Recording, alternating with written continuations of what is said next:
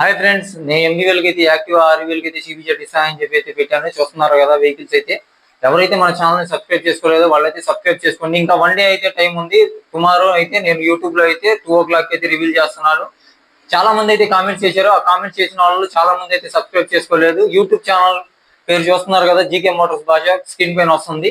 ఆ ఛానల్ కూడా సబ్స్క్రైబ్ చేసుకోవాలి. అలాగే ఇన్స్టాగ్రామ్ పేరు కూడా జీకే మోటార్స్ భాష, ఈ ఛానల్ కూడా అయితే సబ్స్క్రైబ్ చేసుకుని అయితే ఉండాలి. అలాగే మీ కామెంట్ అయితే జెన్యున్ గా అయితే పెట్టండి.